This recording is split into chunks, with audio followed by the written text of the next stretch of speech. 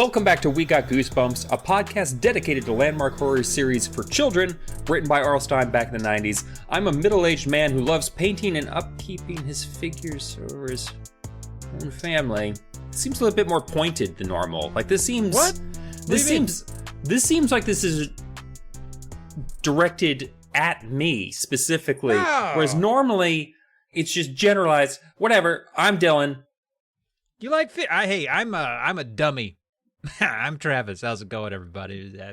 Good times tonight. Look for some good times. Well, today we have number 40 in the series, which is Night of the Living Dummy 3, which was released in February of 1996. So we're finally out of 1995. I haven't just started 6th grade. I think I'm in 6th grade. So, yeah. Oh, I think I'm in 5th grade. Oh yeah, no, I'm still in 5th grade. That's right. I'm not in 6th grade until the end of this year. So never mind. Still in 5th grade. Hey, you know what else was released in 1996, February? Tupac's album, All Eyes on Me. Hell yeah. Great album. That's a good album. Yeah. But all eyes were still on OJ. Where'd he go? Okay. He's on the loose. The juice is loose. It's about time for that civil trial. Get him. All right. Oh, is it? How we okay. doing? That's fun. That's real fun. Get him. Yeah. You do like painting and upkeeping your figures, though. That wasn't a slight. That's truth. I mean, it's the part that, like, over my own family, which, yes, is accurate. I haven't seen Pam in 3 days, you know? Yeah. But sometimes things have to take priority, like putting together tiny men. Putting them together and just rubbing them down with some fine grit sandpaper and just... Oh, yeah. You named those guys? Stroking your brush up and down those finely muscled abs. You give them names? Oh, yeah, actually. Or do they come with names? Well, some of them come with names, but fuck those names. These are my boys, so they do all have names. Do you name them things like Slappy and Wilbur and Smiley? No, because my boys are all disease-loving dudes. They're all named after like parasites and dental disorders. So, like one of the guys is his name's Papillar Max because I think that's a tongue illness. He's got a big old tongue. So I like that one commercial where they were always talking about you got to brush your teeth, and it's like because if you get gingivitis. Actually, might have been a Listerine commercial, but I always remember You got one named Gingivitis. Be a good name. That'd be a good name for one with red hair, I think. Okay. Cool. Well, they all have their hair under helmets. Oh, they're in a helmet. Yeah. Gotcha. All right. Well, anyway, so I guess you're not quite on the level of Trina and Dan's dad. No. Yeah. Man, that family. There's some underlying frictions in that family that, like that man, Uncle Cal. I was ready to curb stomp that motherfucker by the end of the thing when he's just like, "Don't worry, Uncle Dave will get you a whole new car." Like, just Uncle Cal, back the fuck up, all right? Seriously, man, know some boundaries. Come on. Yeah, I guess if we didn't really have a personal tie into the first two, we're not really going to have a personal tie into this one. I still haven't had a ventriloquist dummy. I still don't have one. No, but I definitely didn't read this one. Like, there's a slim chance I read number 2, Night of the Living Dummy 2, at some point, just once. This one, I'm pretty sure I never even saw in the wild. Yeah. Same. Well, this, by the way, is the last episode of this season. Shut the fuck up! Yeah. Yeah, we got to the bottom slice of the dummy bread in our dummy sandwich of season 4. I mean, this season felt dummy thick. It did. It did. Because it was thick with dummies, basically. Yeah. No, I got it. Yeah. So, yeah, this is it's a good one. I think, you know what I'm going to say ahead of time, pretty good one to go out on for the season. Wasn't the strongest of finishes, but, it's all right. But... Covers, shall we? Anybody want to do covers? Yeah, I guess we could talk covers. Okay, let's talk covers. We only got 2. We only have 2 because the rest of the world decided they didn't want any part of this. So it's all Jacobus and a little bit of Dorman. No other country understands the American love of ventriloquist dummies. They're like, all right, we get it. They're kind of creepy, but Korea's just, 2 was enough. Thailand's like 1 was enough. We didn't even need both of those. So I do that Tim Jacobus seems to assume that all ventriloquist dummies are related.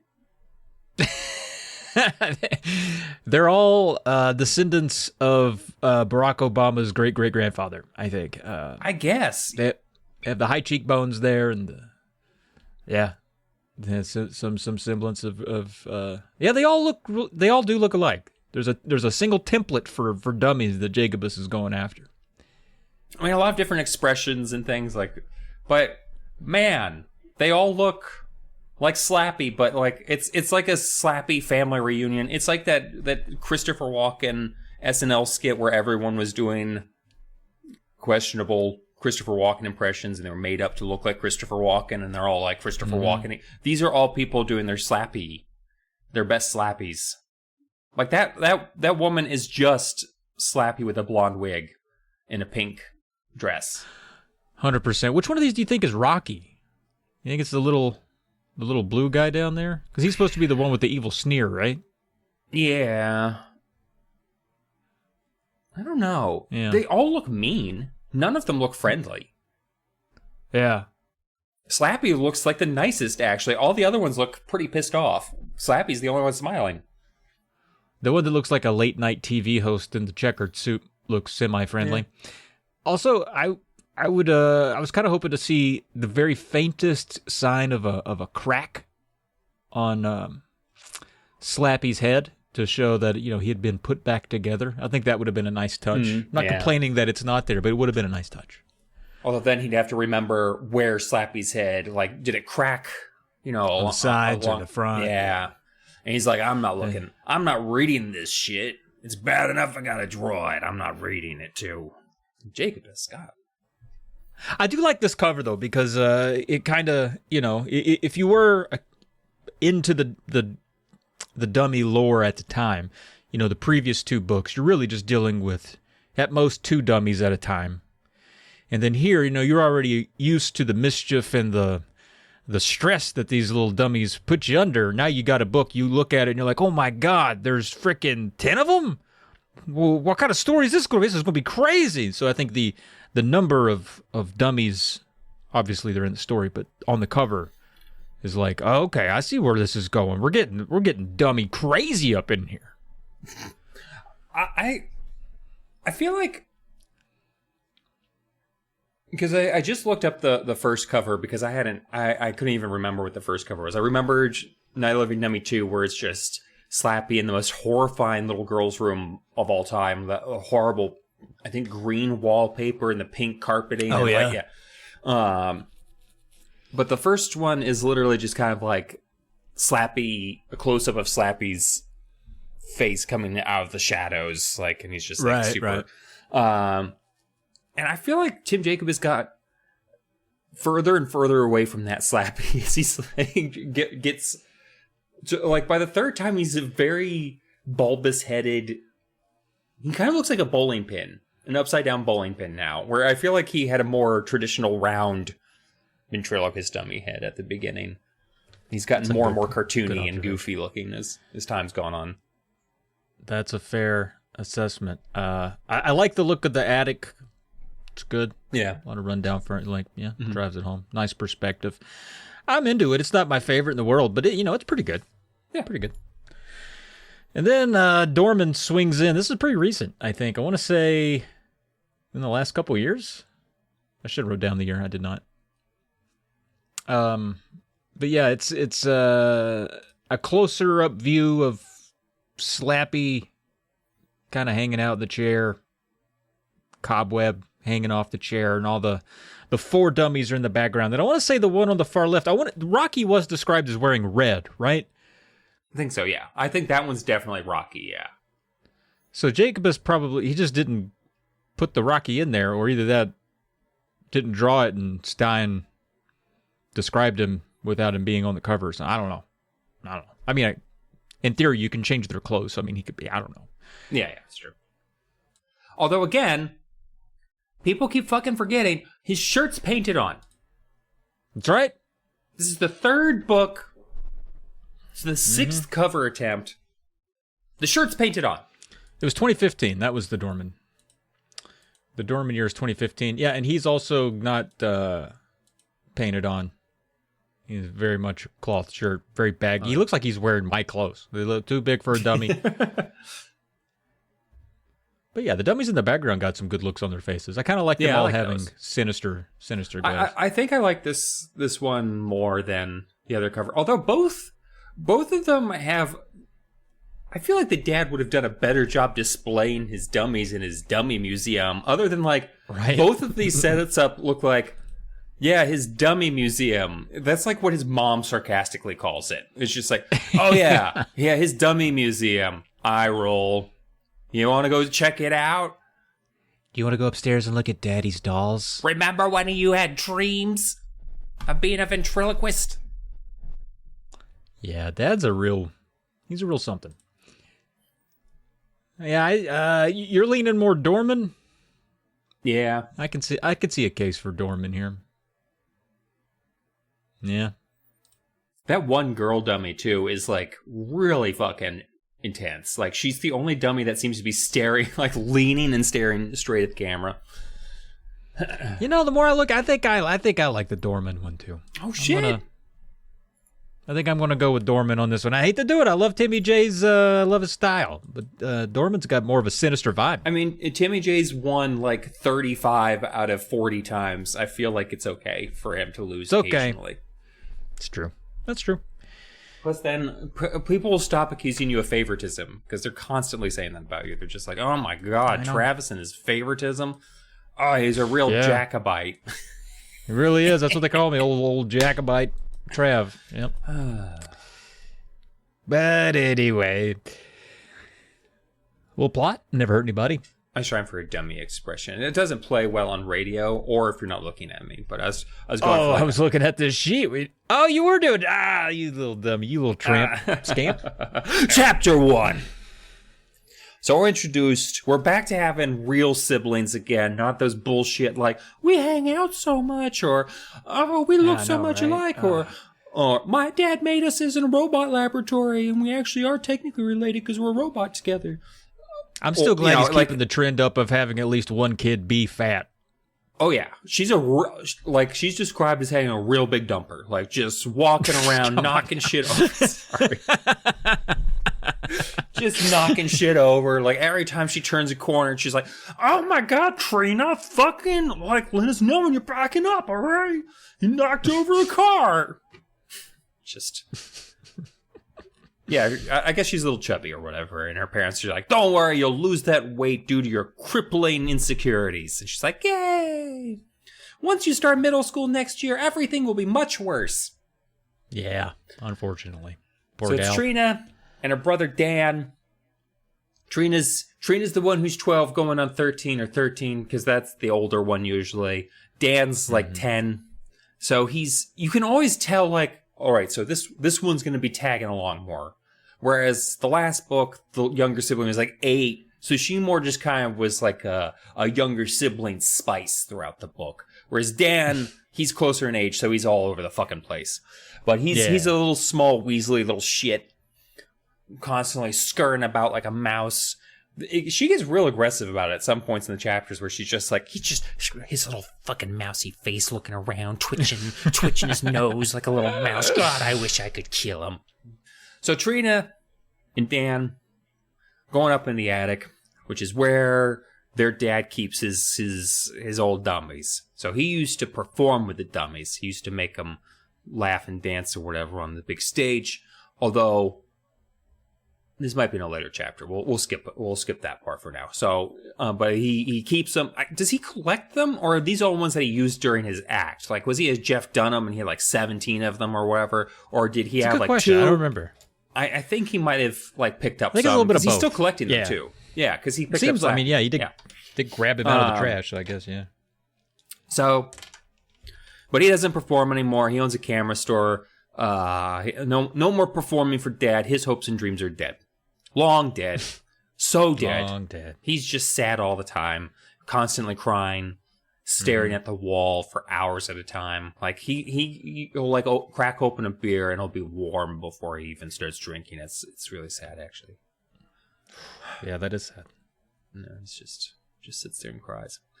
But Dan and Trina, they like to play with dummies and stuff and hang out. I mean, it'd be pretty cool, to play with a bunch of fucking dummies. But then, while they're up there, Dan starts using the girl dummy, Miss Lucy. He's teasing Trina. He's like, oh my God, I'm going to kill you. I'm a girl. It sucks being a girl. And Trina's just like, that's not really effective ventriloquism. I can see your whole head moving, but just your mouth. But then all of a sudden, behind her or next to her or around her somewhere, Rocky, this mean piece of shit. I feel like he was also like the main man dummy too, like the one that the dad probably used the most to beat his children with. Whoa! Suddenly starts blinking and sneering, and she's like, "Trina, I'm gonna get ya!" Bum bum. But man, real quick, we've got some evil dummies up in here. Evil dummies or evil daddies. It's actually Dad pretending to be. Oh, that piece Rocky. of shit. I hated that the kid's name was Dan, by the way, because the number of times I was like, "Did Dad say that?" Oh no, it's Dan. Wait, did Dan say? Nope, it was Dad. I actually had to pay attention to my reading. Ugh. Gross, dude. Ugh. Well, Dad and Dan both in on this one. They're laughing. Trina's mad because she got.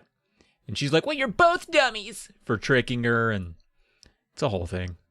Dad does some ventriloquist tricks for the kids. He knows how to get those kids going, man. He gets it going, making Rocky tell some corny jokes, and then finally Trina gets a giggle out of old Trina.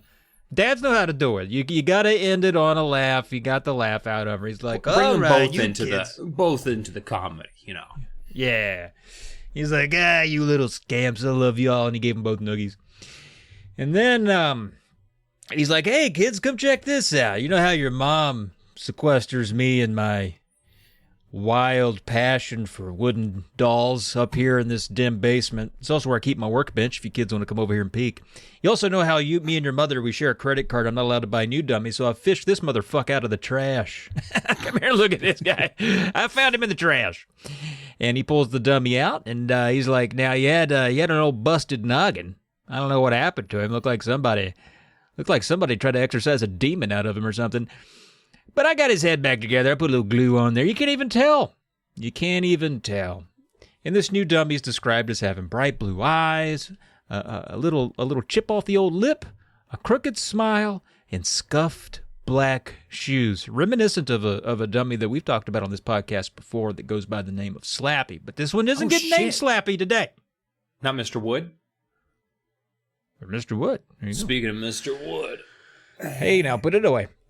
Trina, she's like, she doesn't say this, but she's like, I think it looks kind of creepy. I don't really like the expression, but it's like also, Trina, there's like 12 other dummies in here that look the same. They're all creepy. I don't know why this one sticks out to you. I saw the cover. One more really makes it really just, it's the final straw on the camel's back of creepy dummies. That's true. Dad thinks it's great, though. Dad's into it. He's like, man, look at it. He's got little scratches on his hands like he's been in a fight. Look at these defensive wounds. Yeah. Hyroid bones intact. Dad decides to name... he decides to name the new dummy Smiley. And Trina's like, well, that's kind of gross. I don't really like the name Smiley. But they go with it. Dad gets final say on dummy naming rights. And then the phone rings, and Dad's got to run downstairs and go get him. But he's like, hey, don't touch my dummy while I'm gone. And he leaves, and then immediately Trina picks up the dummy and starts looking at him. And she's like, man, Dad did a good job preparing this guy's head. And she's like, man, this is 1, 2, 3, 4, 5, 6, 7. This is Dad's 13th dummy. Dan's like, that's an unlucky number. Maybe. Dan then finds a folded piece of paper in Smiley's jacket pocket, and boy, we know how this goes. Trina unfurls it and then proceeds to just read it out loud. Karu Mari Ordana Ioma Malanu Karanu. And Dan's like, what'd you do? You fucking read that upside down? That didn't make any sense. Which made me laugh. And then suddenly, at that moment, Smiley's eyes begin to move, and it winks at Trina. Blink. And then his hand shoots up and smacks in the face. Smack! Bum, bum, bum. So Trina gets 5 across the face. Just like, bam. And she's upset. Because that little wooden hand must hurt. Dan's just like, stop making shit up for attention, all right? She's bleeding from a split lip, like her eyes are rolling around her sockets. Dad's just like, good one, Trina. And she's just like, no, it actually slapped the shit out of me. But anyway, Dad's just like, whatever, shut the fuck up. Shut up. Wait, I'm sorry, are you saying Dad or Dan? Both. Okay. So Dad comes back and he's just like, that's great. I'm glad you got smacked. Anyway. Your Uncle Cal's coming, and he's bringing his little shithead son, Zane. And Dan and Trina are both like, oh, God, we fucking hate Zane. Also, we spent the entire last time he was here just scaring the absolute shit out of him. He shit himself, literally, multiple times. It was hilarious, but now he's coming back. That's concerning, because we did make his life a living hell the last time he stopped by. And Dad's just like, hey, bros, like, you can't fucking, he's my only brother. His testicles fell off. He only had the one kid. This is his only kid. Don't fucking shame him over how much of just a garbage human being his child is. Like, just so scared about everything. And Dan's just like, oh man, it's so great. It was a scream. And Dad's like, hey, Dan. Come on. For real, so. Zane's real fucking stupid. Yeah. So Trina and Dan both, they're like, we promise we won't scare Zane. And Trina's like, Dan's gonna fucking scare Zane, because Zane's a piece of shit. Fuck Zane. Fuck him. God, I hate Zane. Jesus Christ. He probably smells slightly vinegary. I feel like. Yeah. Like, he's that one relative that whenever they come over, it's just like, are you okay? Like, are you getting enough vegetables or something? Because, like, you smell vaguely off. Anyway. Trina does the kind of foreshadowing. She's just like, unfortunately, it was not a promise that we could keep. Because by the end of the week, we were all fucking scared and shit. Bum, bum, bum. and shit like that. In fact, she's getting herself worked up even thinking about it, dude. She has to go play piano in the back room to calm her nerves, even lights a cigarette or something before Zane and Uncle Cal arrive, because she's like, oh, it's going to be a crazy week of dealing with all the tenseness. Plus, Zane's, he's a growing boy. I think they're a little bit of afraid of he might be big enough now to retaliate in a violent way. I do like nervous about that. When he came by, he was just like, they're just...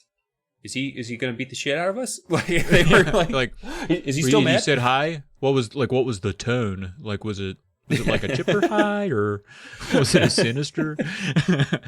You seem still seem mad. You still seem mad. Yeah. She also why would he be mad? Well, she reflects on why he might be upset coming back for a visit, because she talks about how her and Dan gave him hell last time. And she says, we walked around in the attic every night howling softly like ghosts, making the floor creak. We crept into his bedroom closet in the middle of the night and made him think his clothes were dancing. And we rigged a pair of Mom's pantyhose so they cast a ghostly shadow of legs onto his bedroom floor. And they scared him so badly he'd refused to come back to the house. So he had a rough summer last year. None of that seemed like across the line, but Zane... No. Probably it's wasn't not like they too pleased. Like tipped a refrigerator over or anything like that. Yeah, they didn't like burn down his house or whatever. Yeah. Now then Dan burst in. He's like, Zane's here, and he's bigger. Oh, he's bigger. He's got longer hair too, which doesn't really matter as much as the bigger part. He's very big now. He looks like maybe he's might be junior varsity football, and he's only 11. So he's a big boy. Uh-oh. And they're like, oh, shit, is he still... Oh, my God, this is going to be rough. So Zane comes in. He's taken on a new hobby. He's got a new fascination with cameras. He's got his camera out. Flash bulbs banging left, right, and center, taking pictures of everything. And Uncle Cal's like, my boy Zane there really into photography of late. And he asks Dan and Trina's dad, which is Uncle Cal's brother. He's like, hey, you got any old cameras Zane can have there, bud? And Dad's like, maybe. Because Uncle Cal and Zane better off financially than Trina and Dan's family. But Uncle Cal always expects freebies from their dad. And so that comes up a couple of times. It's never like a big deal, but this is just one of those examples. I think it's a real fucking big deal, all right, Uncle Cal? It's annoying. Go fuck yourself. It's real fucking super annoying. So Zane, he's like, he takes more photos, and he's like, I like shooting candid and still lifes. I'm like, okay. And Dan's like, Dan, this is one of my favorite parts. Dan whispers to Trina, he's like, yeah, we should scare him again. I fucking still hate him. If we could come up with something. And she's like, but we promised Dad we wouldn't. And Dan's like, yeah, but what if we still did? Dad's like, yeah, all right, Zane, well, you're taking pictures. That's great, man. I got a basement dark room for developing photos. I'll let you use it. How about that? That'd be a nice thing for you, huh? And Uncle Cal's like, yeah, why don't you give Zane some developing paper too while you're at it? And Dad's like, all right, fine. You know what? I'll just let him have my entire house and I'll live with you, Uncle Cal. How about that? All right? So Zane, this is one of my favorite parts of the book, as you would imagine. Zane asks Dan if he still plays video games. And he's like, here's a little excerpt. Zane raised his camera and flashed another picture. Then he turned to Dan. Are you still into video games? He asked. Yeah, Dan replied. Mostly sports games. I have the new NBA Jams. And I'm saving my allowance to get the new 32-bit system. You still play? Zane shook his head. Not since I got my camera. I don't really have time for games anymore. I like how he drops the NBA Jams. It's like calling it Kmart's or Walmart's. It says on mine version, yeah, Dan replied, mostly sports games. I'm saving my allowance to buy some new ones. You still play? They took Nothing out even the about reference 32 to bits. Yeah, 32 bits, man. no NBA Jams. I'm impressed that R.L. Stone was like, what the fuck is it? 32 bits. Yeah. Yeah, that's a good number. I was going to go with 36. That seems like more than 32, but the kids are clamoring for 32, so here we go. Mom calls everybody down for sandwiches. It's sandwich time, so as everyone separates, Trina's heading down toward the kitchen, only to hear a sudden, terrified scream from upstairs. Was it Zane? Bam, bam, bam!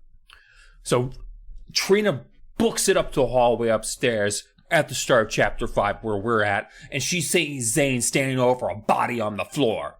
It's just a body on the floor. There's a body on the floor. Get the body on the floor. God. Wait, sorry. I got stuck on it. Bodies. But it's the body on the floor happens to be Rocky the dummy, so who cares? He's a fucking dummy. Who gives a fuck if a dummy's on? That's where dummies go. They go on the floor. Call it a body. It's a heap of wood. Yeah. So Zane's just like, oh my god, it fell on me and it scared me. It fell. I opened the closet and it fell on me. It's just like, oh my god. Yeah. And Uncle Cal and Dad come running in and they're just like, what the fuck? Uncle Cal's like, oh man, it looks like you owe me some more money, bro. And Dad's just like, okay. Dad. You got any diapers for Zane? But Uncle Cal's just like, I don't give a fuck about my son. Zane's just like, he's got a big wet spot on the front of his pants. He's like, yeah, it's fine. I wasn't scared. Trina's pissed because she's like, Dan, if you're gonna fucking do something, tell me first. Let's fuck him up together. But no, you're just dicking around. It's like, I didn't do it. Zane then says, like, hey, I want to go upstairs and take pictures of the dummies. And Trina and Dan are like, what the fuck is wrong with you? You just pissed yourself. Literally just pissed yourself because a dummy fell on you. And now you want to go see the whole crew? All right, let's go. They'll go upstairs. Zane's still being a little chicken shit, like he's just following along behind them. He's like, guys, I don't know, these stairs look a little bit wobbly. Do you think maybe we could, I don't know, could you guys carry me up the stairs or something? Maybe we should get some firemen. I don't know, it just looks real dangerous, you guys.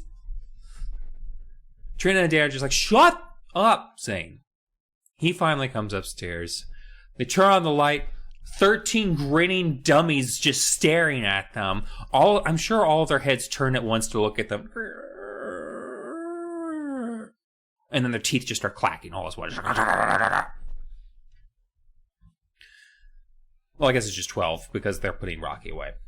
Zane's still like looking around, and then they just hear a, and Zane's just like, ow! Bum, bum, bum. Oh man, another Zane scream. We're only 5 chapters in. This boy The dummy slapped me. Sorry. Come on. He doesn't do that. He's like, the dummy slapped me. And he's rubbing his Fuck jaw you, in Zane. pain. God, I hate Zane. I know it's because I'm drunk, but I'm also just fucking hate Zane. But I'm like also, bully mad right now at Zane. I know I have an irrational reason, but I also have another irrational reason. I'm just bully mad. So Zane's like rubbing his jaw. He's like, that bully slapped shit out of me, yo. Bully? And he points at, I'm sorry, the dummy. God, you said bully, the dummy. Bully mad dummy. The dummy's a bully. He points at the red-haired dummy sitting on the couch. And he's like, it moved on its own and it slapped me. And Dan's like, dude, that's not even, are you expecting us to believe that? Yeah. That's the You're wrong playing dummy. a joke on yourself? No, dude, I didn't do it. Did you slap yourself? Quit hitting yourself, Zane. What are you doing? And then Zane's like, you move the dummy, Dan. Oh, so the red suit isn't Rocky then.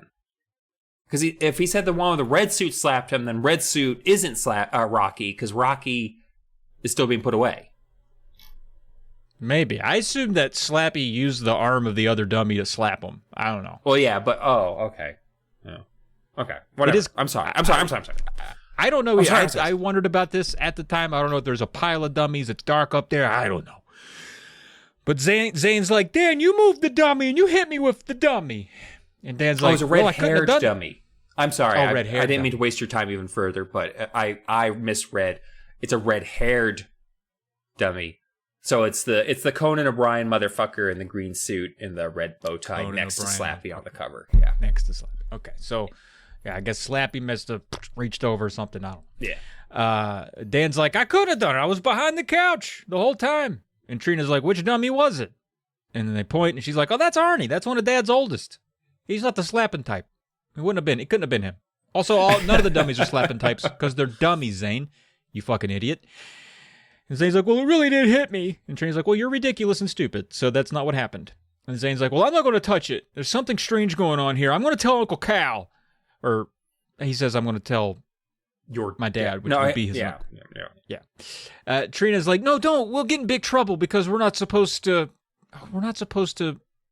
make you into a bitch this week. We're supposed to be good to you. And if you, maybe I wasn't supposed to say that part out loud, Zane, but we're not supposed to fuck with you this time. And then about that time, Mom calls from downstairs. The argument ceases. Sandwiches! More Does anyone want sandwiches. some more sandwiches? Trina puts Arnie back on the couch. Everybody goes down. And then while they're going down, she isolates Dan, and she's like, you're going too far, Dan. We're not supposed to fuck with him. Dad said we'll be in big trouble. We want to go to camp. We can't go to camp if we're going to mess with him. And Dan's like, I didn't do it. And Trina's like, whatever. Just don't do it again. She's like, I know Dan did this shit. Well, anyway, fast forward. That night, Trina's in bed, lying awake, a little frustrated with Dan, a little suspicious, like, dummies. I mean, I got smacked by one, sure. But they can't move. There's no way.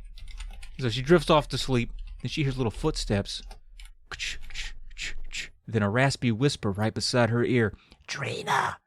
Trina! Bum, bum, bum!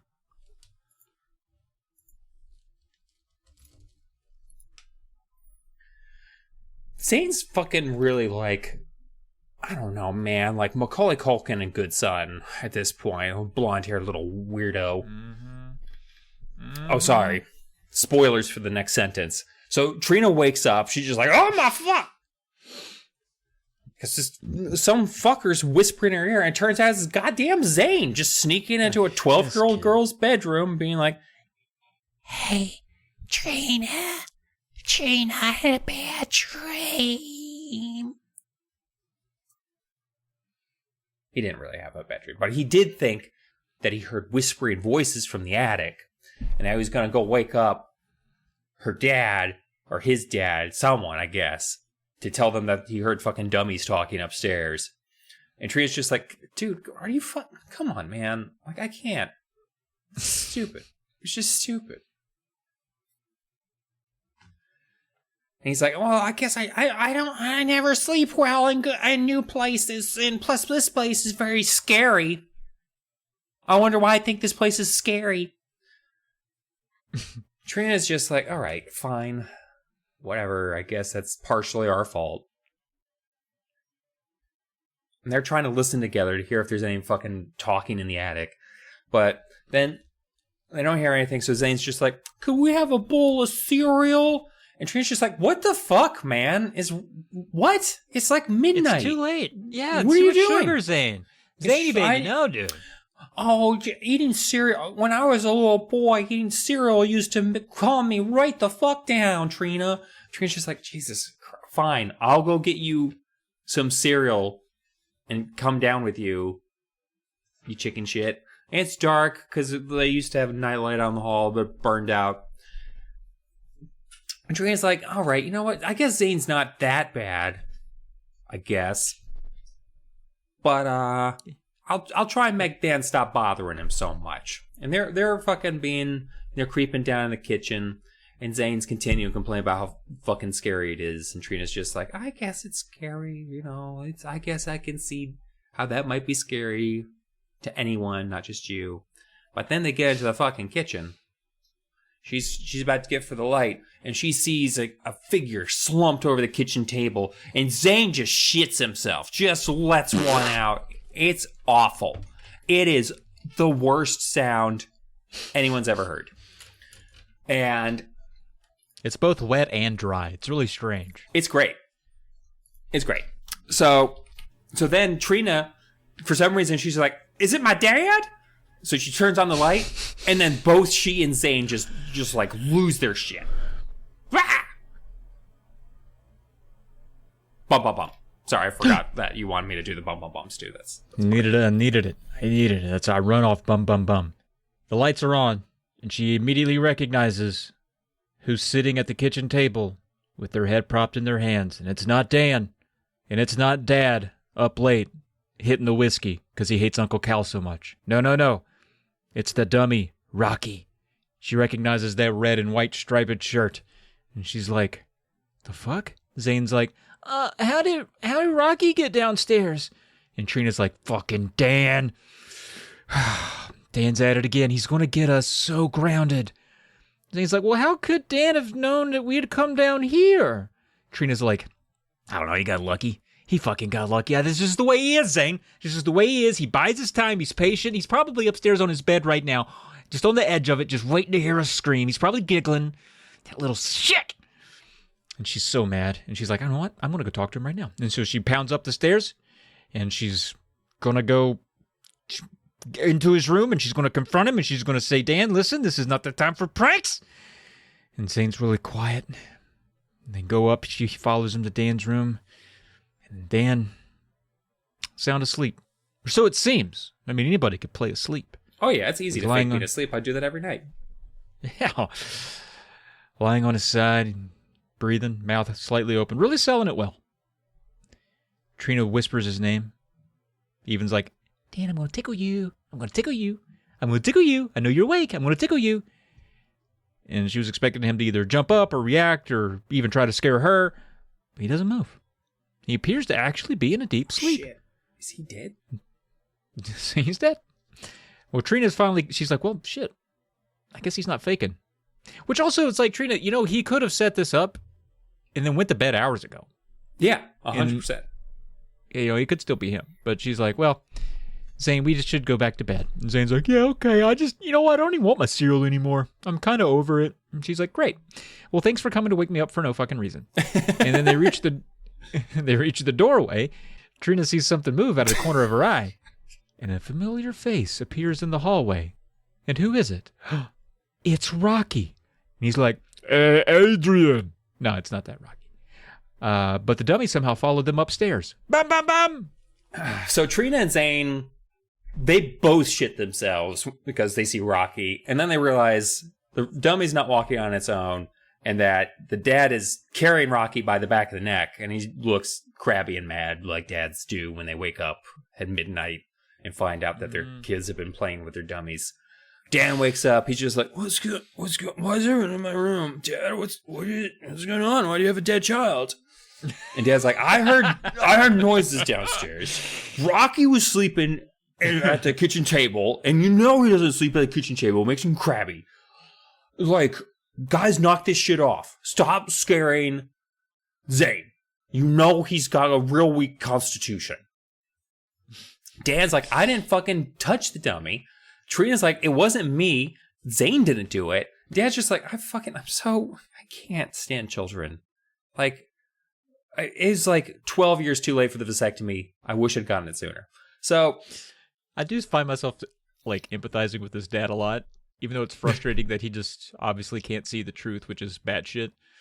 But every time I think of like, how has he not gone nuclear on these kids every time? Because he always seems like he's at the brink of going a step too far with like his back. I might have to. And I'm like, God, I hope this isn't the chapter where R.L. Stein introduces a domestic abuse situation. I really don't want his dad to hit these kids. But if he did, I'd understand. It's pretty awful. Yeah. And then you have Uncle Cal, who is even more useless as a parent, and he's just like, give us something free. So Dad's just like, you need no more jokes, no more of this nonsense. Both Trina and Dan is like, we didn't do nothing. The slappy, that's like the commonality in all the slappy books is just children be like, we didn't do shit, but they're lying. Always fucking lying. Always. So Dad's like, all right,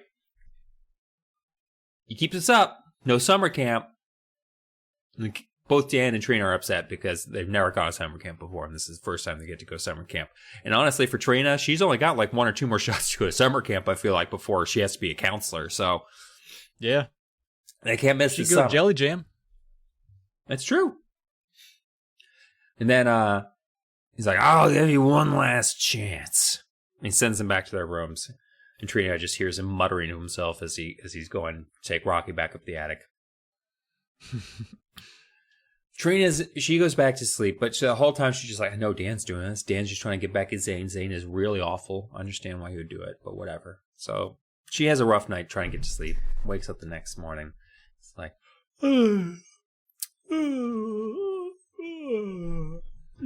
stretch.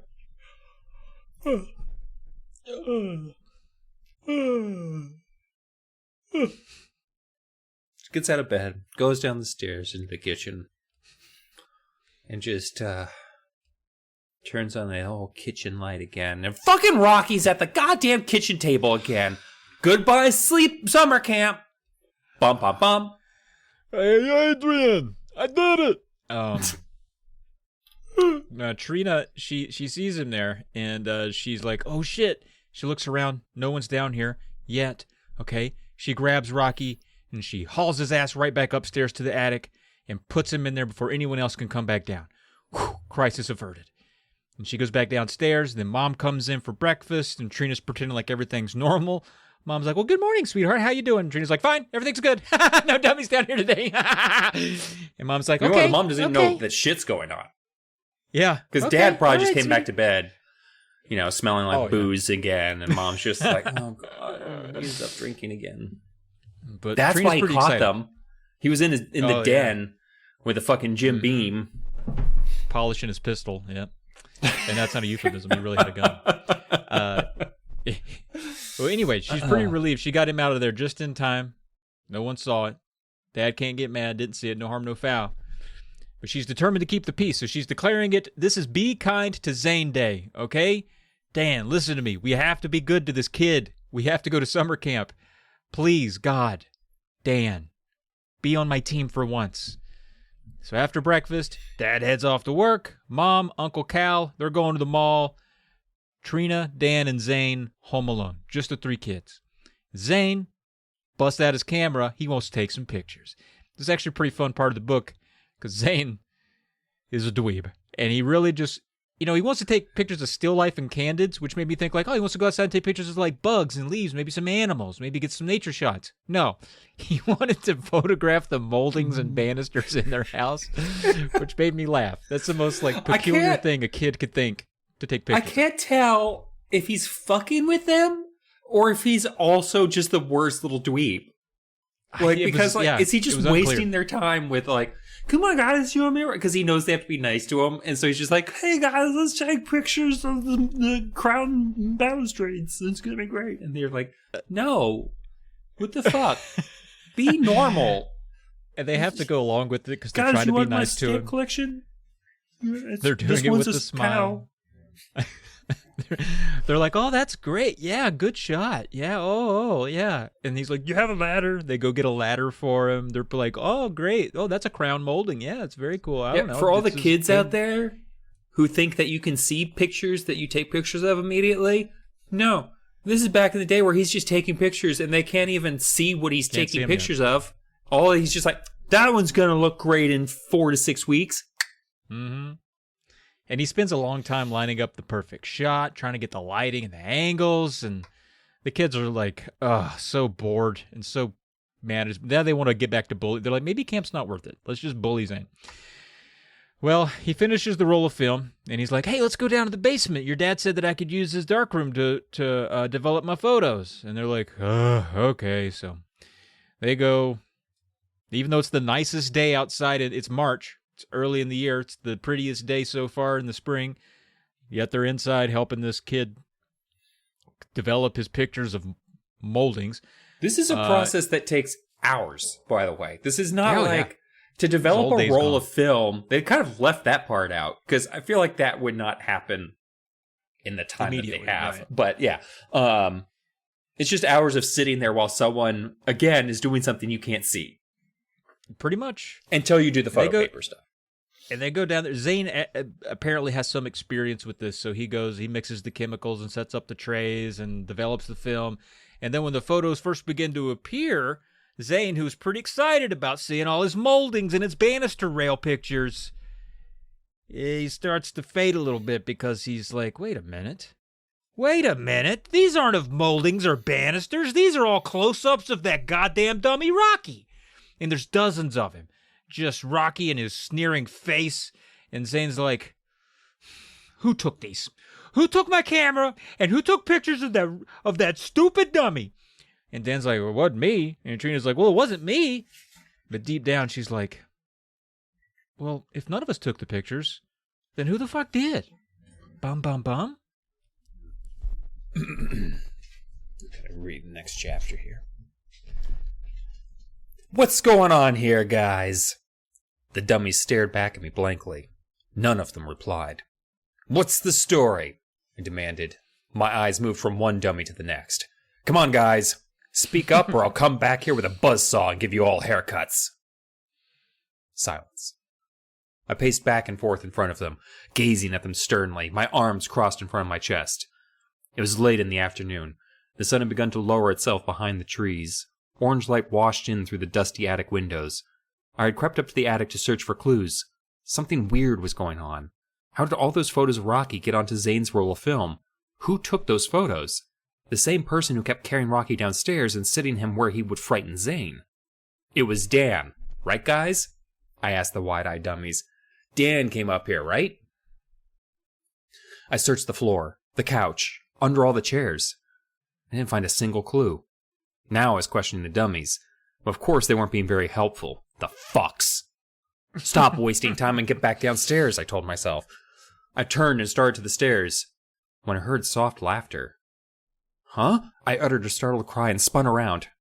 Another quiet laugh. A snicker. And then a hoarse voice. Is your hair red? Or are you starting to rust? Excuse me, I cried, raising a hand to my mouth. My eyes swept quickly from dummy to dummy. Who said that? Hey, Trina! You're pretty! Pretty ugly! That was followed by another soft snicker. Evil laughter. I like your perfume. What is it? Flea and tick spray?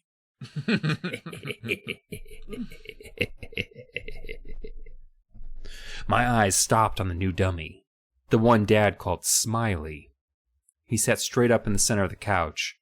The voice seemed to be coming from him. "Pinch me, I'm having a nightmare.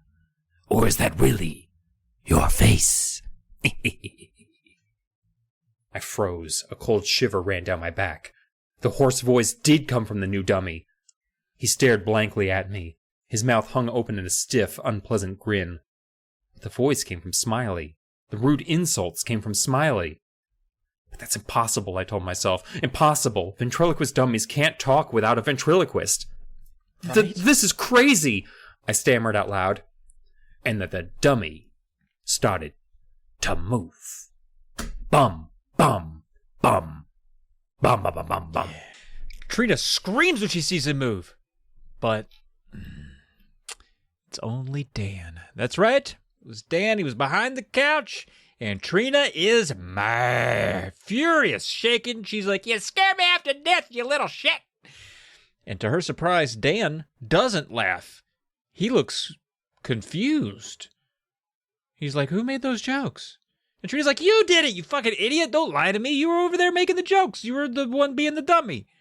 You were throwing your voice." Dan's like, "I didn't do shit. I didn't say a word. I didn't do anything." And they're arguing. They shove each other. Dan falls onto the couch. He lands on top of Smiley. And Trina's like, "You can't, no, don't you dare leave this attic. Listen, you moved Rocky around the house. You're trying to scare Zane, and you need to stop it right now." And Dan's like, "I didn't do it. It was not me." And she's like, "Why were you even up here then?" And he's like, "I was waiting." And then he lowers his voice, and he's like, "Listen, Trina, this is the real, okay? Listen, I think it's Zane. I think Zane's doing everything. He's been staging all of his own scares. He's moving the dummies. He faked being slapped. He's pretending that he's scared. He's trying to get revenge on us this year for all the tricks we played on him last time." And Trina's like, That's insane. That's insane. Zanity check. Trina's like, "You're out of your mind." She even like puts her hand on his forehead to check his temperature. She's like, "Are you okay?" And he's like, "I'm serious." He's like, "Look, neither of us moved Rocky, right? The dummy can't move on its own, so who else could it be, Trina? And the photos of Rocky, that's the biggest clue. Zane hasn't left his camera for a minute. It's been with him the whole time. Only he could have taken those pictures." And Trina's like, "I don't know, Dan. I don't think he would go that far. He's too timid for pranks. You see what he does with that? Like, I don't think he's got the heart in him." He's Dan's too much like, of a pussy. Yeah. Dan's like, "I don't know. He's had months to plan this revenge, Trina. I think with a few months, I think he could come up with some bullshit gags like this. Here's the thing, though. This is what I think we need to do, big sis. I think we need to hide in this attic tonight. Catch him red-handed." And Trina's like, "What could it hurt? All right. Yeah, let's see what happens. Bum, bum, bum." So they're moving real sneaky slow, taking one step at a time, because it's the nighttime, but they want to catch Zane, so they're moving stealthily. They're moving quietly. No creaks, no snaps, no crackles, no pops. Bippity boppity boo. Just letting out, I don't know, maybe a couple of farts on the stairs. I think so. Probably a couple. So juicy. So they get to the attic. Trina reaches for the light switch, and Dan's like, "No! Don't do that. Don't touch that. Keep it dark. Remember, dummy? Can't let them see us coming." So they're trying to get around in the attic, even though it's pitch black. Trina touches some dummy's hand, and the hand is warm, but she's just like, "It's fucking warm in the attic. It's springtime. It's heating up outside." We had a very lengthy conversation about attic temperatures at the very beginning of this podcast. Do you remember that? We spent like 20 minutes talking about attic temperatures. How the mirror is cold upstairs in the attic in the middle of summer. Anyway. Doesn't even make sense. It doesn't even make sense. Good times. Anyway. Good time. Great times. So they hide behind the couch. They're settling in. They're going to wait for Zane to come up.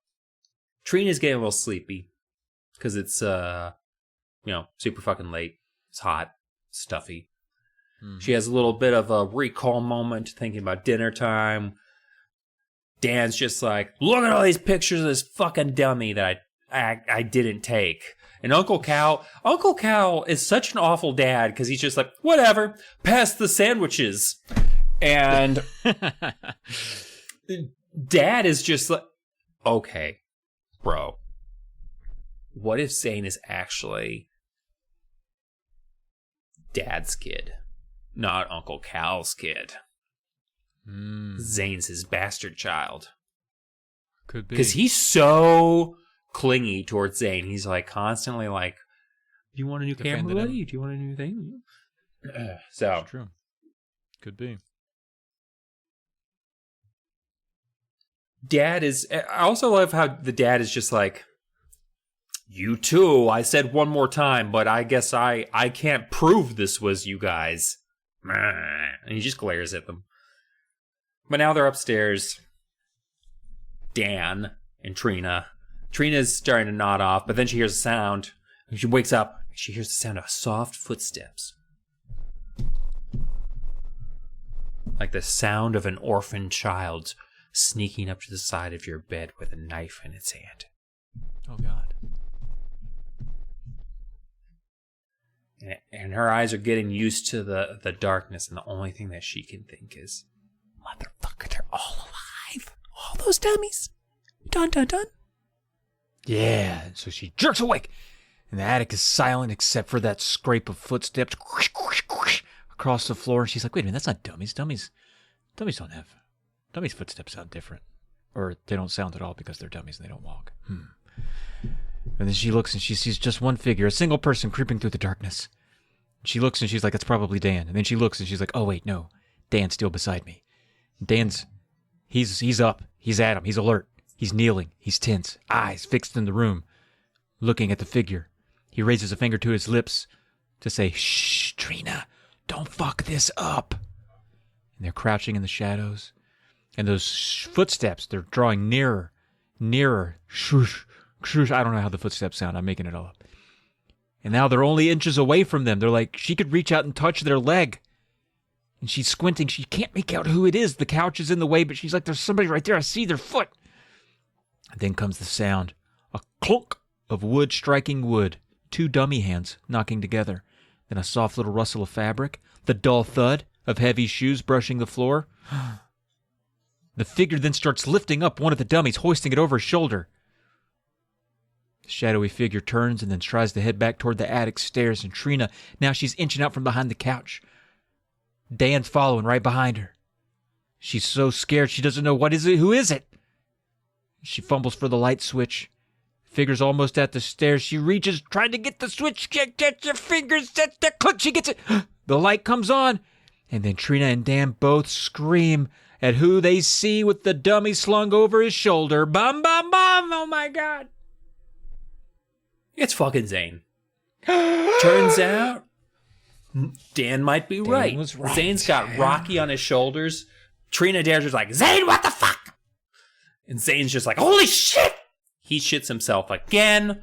It's awful, just the worst series of sounds that you could ever imagine. He's just letting one loose as he's got Rocky over his shoulders. He's like, oh my God!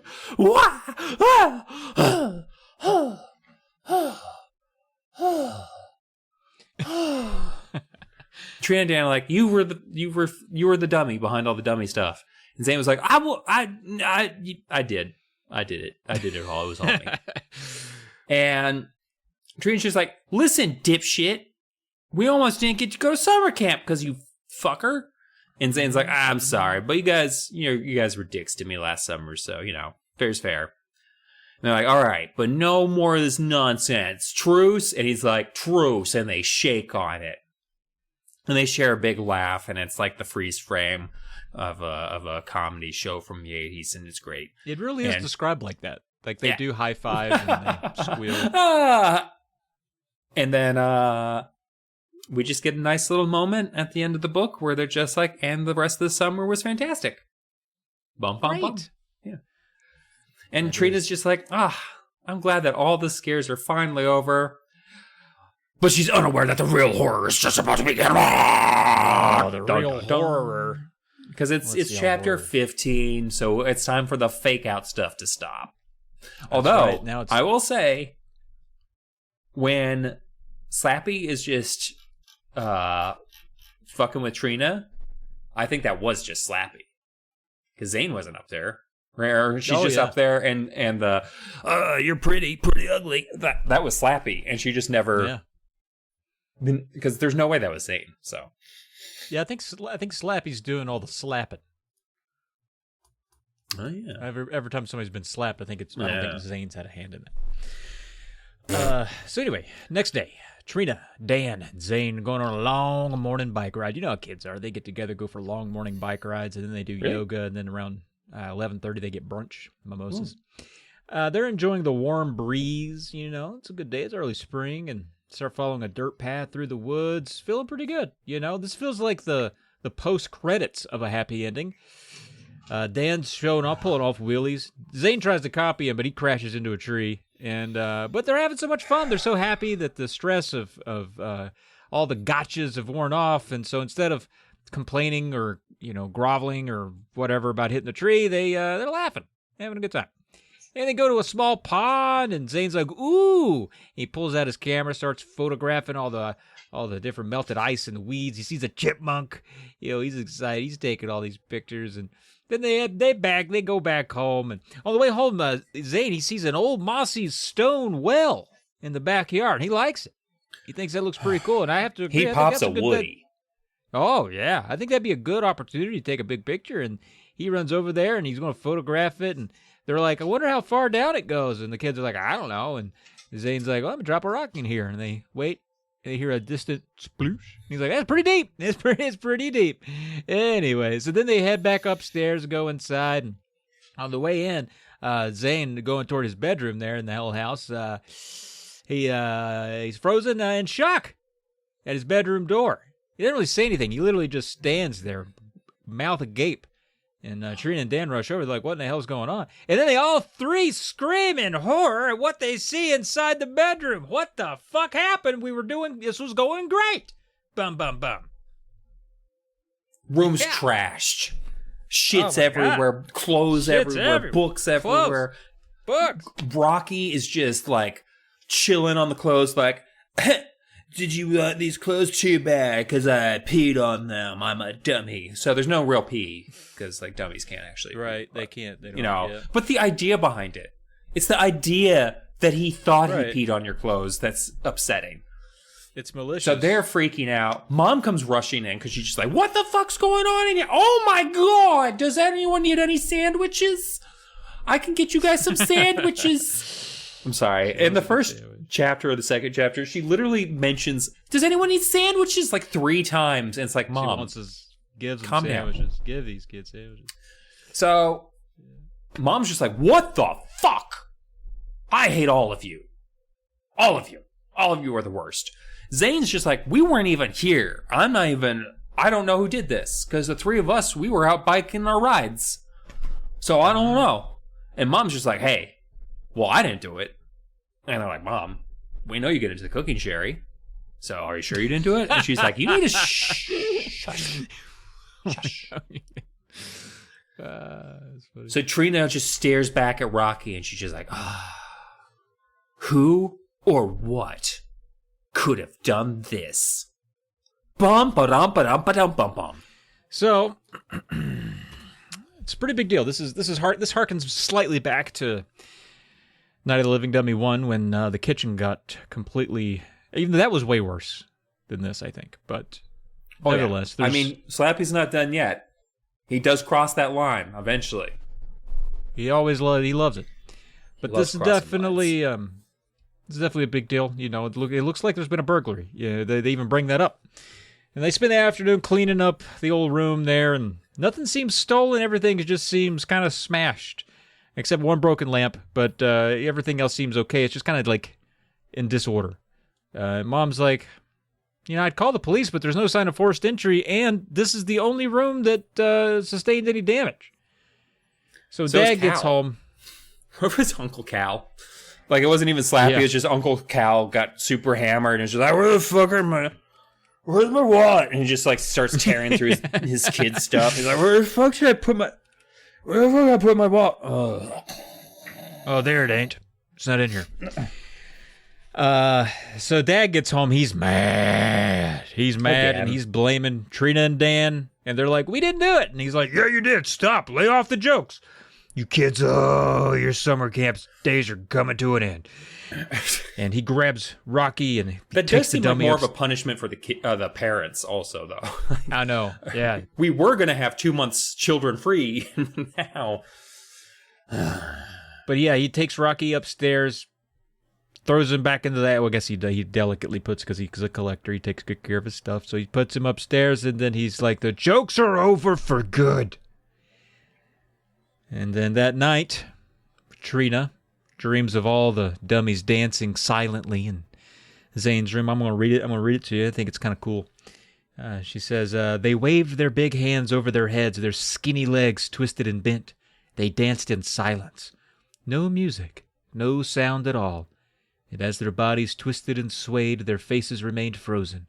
They grinned at one another with blank, unblinking eyes, grinned their frightening, red-lipped grins.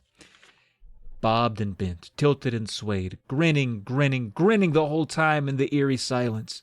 And then the grins faded as I pulled myself out of the dream. I opened my eyes, slowly woke up, felt the heavy hands on my neck, stared up into Rocky's ugly face, Rocky on top of me, the dummy on top of my blanket, over me, reaching his heavy wooden hands for my throat. Ah! Bum, bum, bum! The dancing sequence reminded me of a story I read by Dylan Charles. Okay. Hopefully in a good way. Yeah. Oh, yeah. So she's fighting the dummy. She managed to get the upper hand. Lays a couple of haymakers to the side of his face, and he goes down. Rocky's down.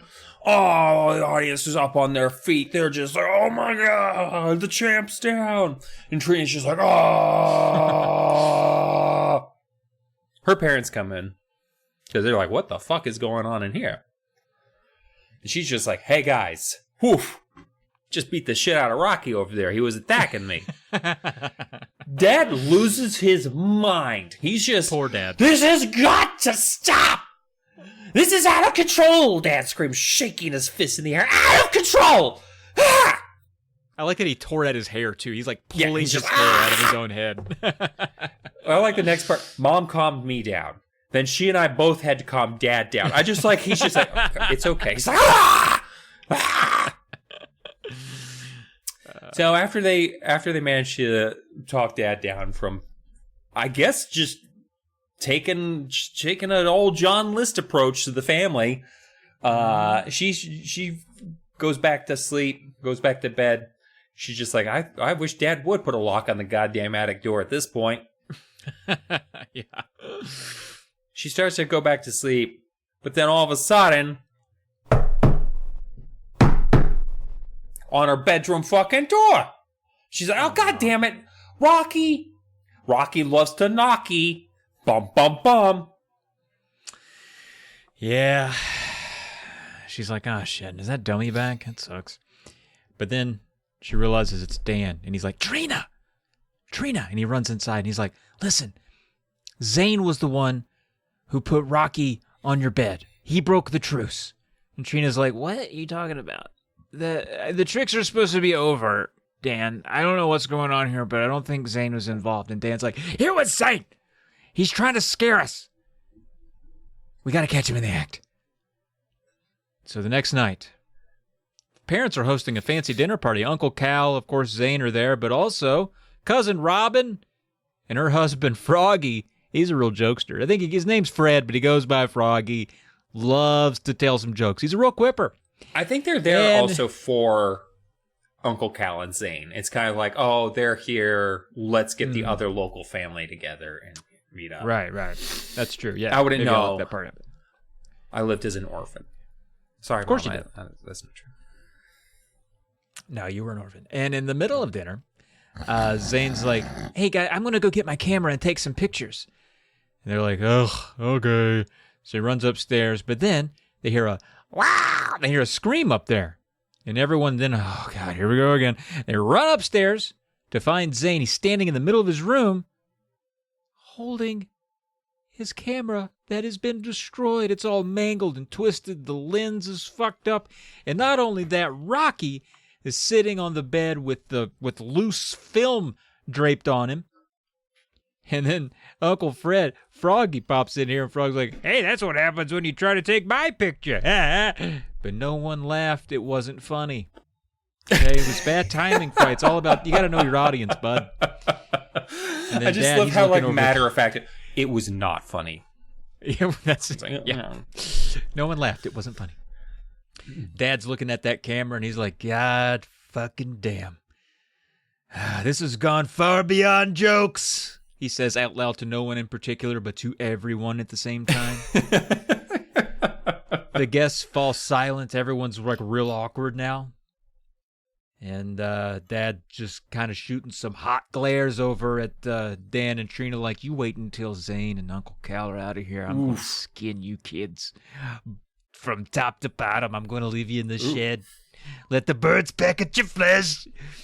And then Zane, he runs from the room. He's all upset. He's like, ah! He runs downstairs, and then they hear crashes and things going on downstairs where Zane just went. Bum, bum, bum. So Dad tosses the broken camera onto Zane's bed, and they all run downstairs being like, what the fuck is going on now? Trina's just like, damn. There's no way Zane trashed his own camera. And Dan's now starting, well, maybe Zane's not still doing it, because that seems a bit intense.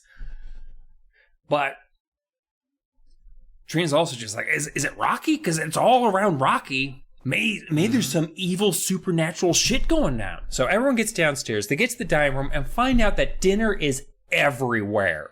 We haven't seen this since Night of the Living Dummy 1. Dinner's on the walls. Dinner's on the floor. Dinner's on the ceiling. Yeah. Dinner. The only place dinner isn't is on the table. That's right. So, Scott, I'm sorry. I don't know why I turned into a shock jock for 30 seconds on every episode. But the best part is that Smiley, a.k.a. Slappy, and what's the other dummy? Wilbur, are at the dinner table, and they both are holding glasses of wine. I'm not sure how, and are toasting each other. And Mom just bursts into tears, which is the worst part about this, because this is the first time she's been allowed to make something that's not sandwiches in a long time, and it's ruined. Bum, bum, bum. It's true, and Dad, he doesn't murder anyone. I think Dad's still trying to piece it all together. Because even he's like, well, wait a minute, the kids were with me for some of that. Yeah. So Trina and Dan, they're like, all right, we gotta prove that Zane's the one behind all this drug. We gotta get our names cleared because we really want to go to that summer camp. So they're hiding in the attic again, trying to do a sting operation, and they're whispering, and they're both, back and forth about what's going on. And they're like, it's gotta be Zane. He's getting revenge. And Trina's like, okay, I'm going to bring my flash camera. And that way, when we catch, I'll take a picture in the middle of the night. We'll catch him doing it. And I'll show Mom and Dad. I'll say, look, there's a picture proving that it was Zane doing it, not us. All right, so they're like, okay. So as midnight nears, they're up there in the attic, and they hear footsteps. And, as planned, shadowy figures moving toward the dummies. All right, here we go. And she sees the figure bend down to lift one of them up. And she's like, Dad, it's got to be Zane, dude. And she's like trembling, raising her camera, getting ready to snap that photo. Does it. Swing! That little camera sound. I'm so satisfying. White light floods the room. And the truth is revealed. It isn't Zane at all. In the blinding burst of light, she sees that new dummy. Old Smiley. He's carrying Rocky over his shoulder, and he's walking toward the stairs. Uh-oh, bum, bum, bum. Here's the hilarious thing that I just thought of. No matter how many pictures you take of a dummy walking around doing something, it's always going to look posed. It's never going to look like it's in the middle of video. You could take a picture of a dummy with a gun in his hand pointing at the president, and you'd still be like, no, it's staged. Obviously, it's ventriloquist. Every time.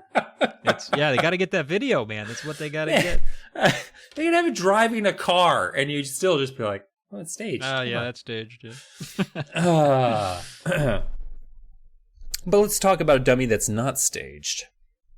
Hell yeah. The dummy turned. My hand fumbled for the light switch. I clicked on the light. I stood frozen in front of the couch, too startled to move. "Smiley, stop!" I screamed.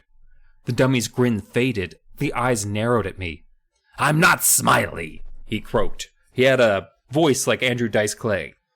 "My name is Slappy." He turned back to the stairs. "Stop him!" I cried to my brother. We both made a dive for the dummy. Slappy spun around. He pulled very conscientious of using his name after he's like, "No, it's not Smiley. It's Slappy." Yeah, he's like, "Oh, okay, yeah. No, I won't fair dead enough." name you. Absolutely. Yeah. He pulled Rocky off his shoulder and heaved him at Dan. I grabbed Slappy around the waist and tackled him to the floor. He swung both hands hard. One of them slammed into my forehead. I let out a groan as the pain shot through me. My hand slid off the dummy's slender waist. Slappy jumped nimbly to his feet, his grin wide and leering.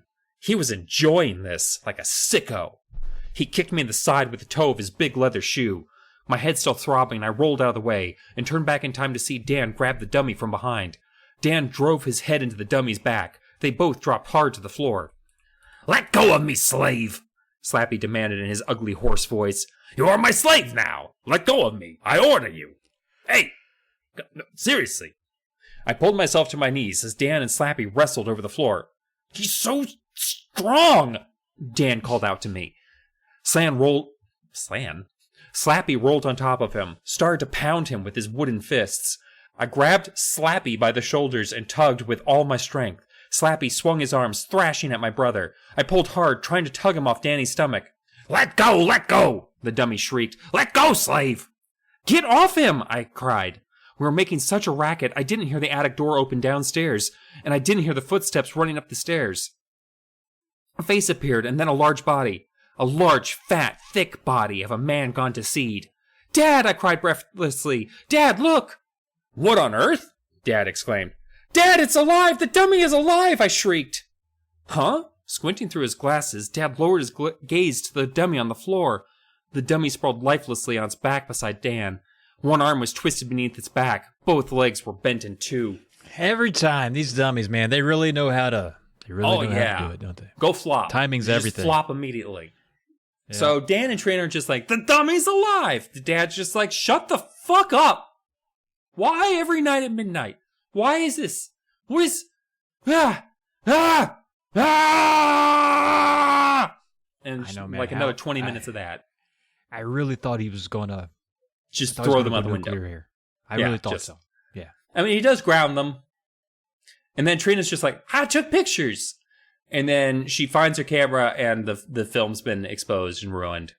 And Dad's just like, I'm mad that I even waited to see the pictures that you were going to show me.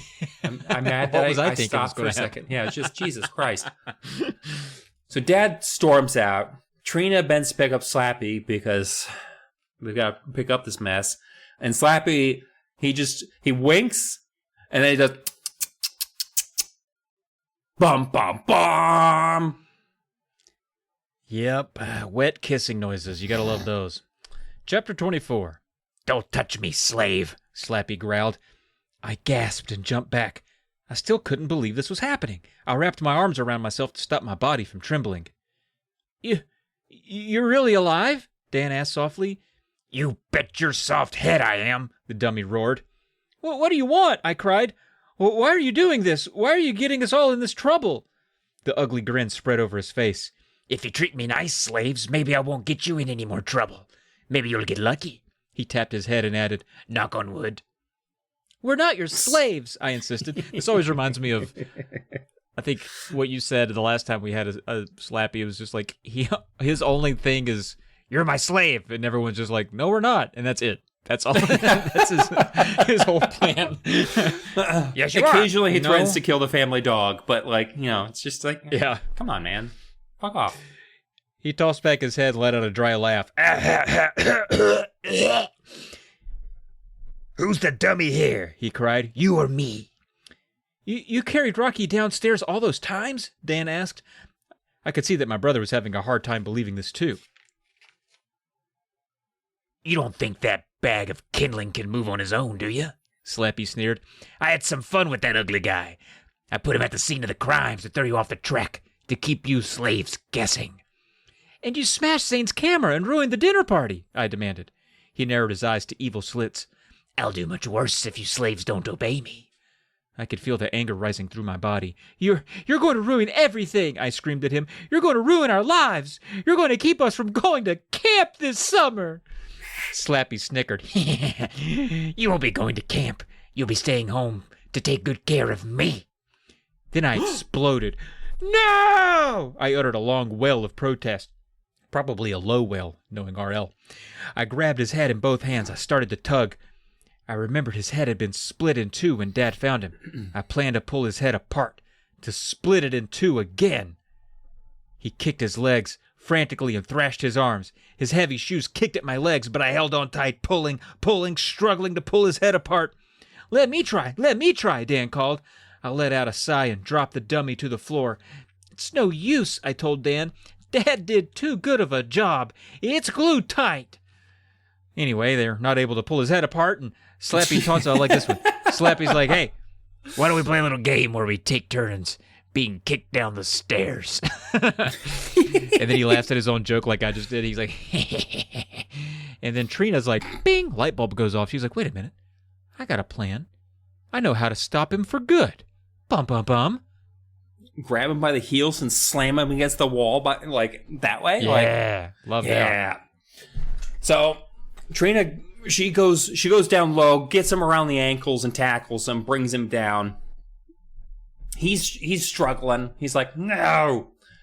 Dan grabs Slappy. They're not as nearly as smart as the kids in the last book, who I'm pretty sure is the last book where they literally tied his arms and legs into knots. Super smart. Trina gags Slappy with a kerchief, and they carry him down the stairs, out the door, just hustling this dummy between the two of them,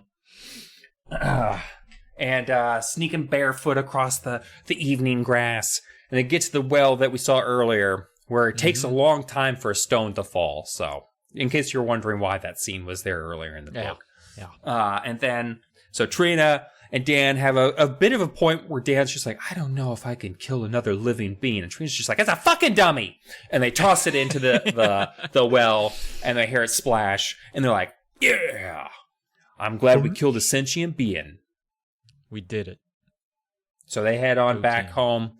They go to sleep. And Trina's just like, oh, I'm so glad I can finally sleep without worrying about the dummies. Until they wake up the next morning and hear Dad being like, what? I can't. Ah! And Trina and Dan go run downstairs to see why their dad's about to lose his mind. Dude. And Slappy's just sitting at the breakfast table being like, hey guys. Bum, bum, bum. This would truly be a nice... Like, if I could get Dad's perspective, it's almost scarier for him. Yeah. Like, are my kids... What's wrong with them? What are my kids doing this? Kids? Or like that moment where, like, he was with his kids the whole time, but the dummy still somehow did stuff. He's like, are my kids evil geniuses? What's happened? And why are they continuing? Why are they still doing this? Are they not scared of me? Is it me? Am I weak? Am I weak? I'm going to have to teach them who's the boss. And that's he just goes upstairs and scolds his dummies. Yeah. That's how he takes it out on them. So anyway, Dan and Trina freeze in the shock. We've seen this happen before where Slappy reemerges after being cast out at night. And he likes to taunt you from the kitchen, from the breakfast table. That's his favorite place to taunt a family. So he's back there sitting at the table. Dad's like, he truly twisted serial killer. That's how he likes to taunt the families. Yeah, by eating cereal after they've tried to kill it. Dad's like, stop. Oh, stop. Oh, why'd you have to remind me of BTK? Got him. Dad's like, get those surprise looks off your goddamn faces and get this dummy back upstairs. I swear to God. And then he sees that Slappy's clothes are wet, and he's like, what, did you leave him out in the rain? Good God. And it's been storming. So then Uncle Cal enters, and he's like, oh, look there, hey, we got a friend join us for breakfast? And everybody's like, shut up, Cal, goddamn. This family is being torn apart from the inside, and Uncle Cal is just like Uncle Buck and not giving any fucks. Like, hey guys, what's going on? Except he's supposed to look like a chipmunk. He's supposed to be like a little chubby cheek fucker. Yeah.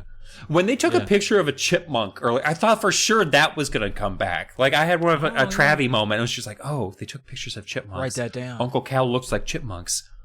Must be important. No, it's Write not. it down. It's not important. Didn't have to. Thank God. So then Dummy gets taken away. Dad gets to make him breakfast.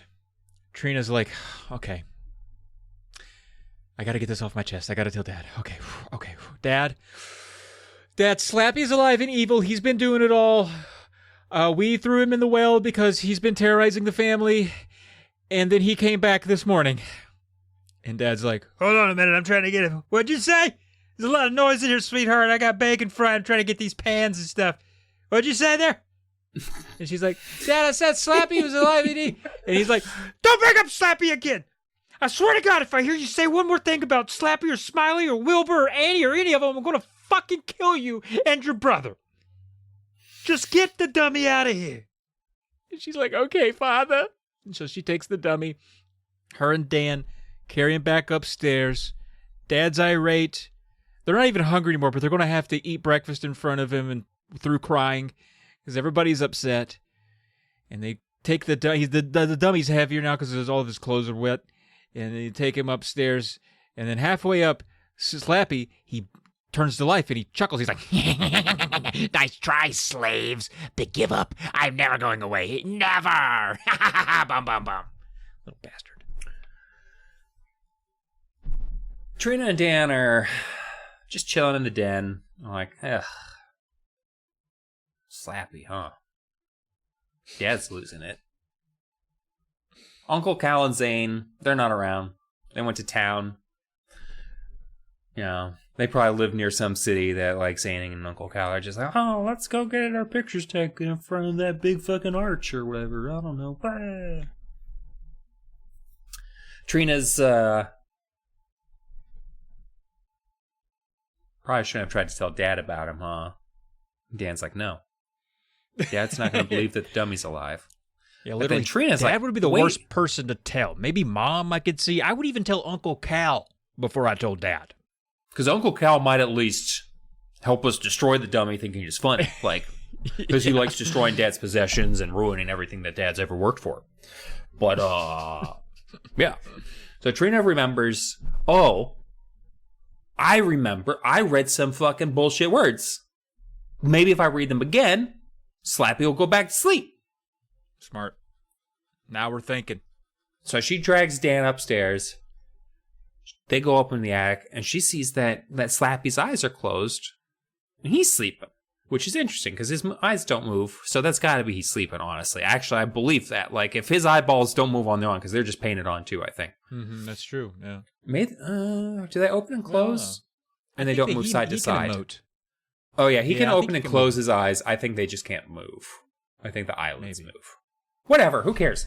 The fucking Jacobus can't even remember the puppet's details. So she explains her plan.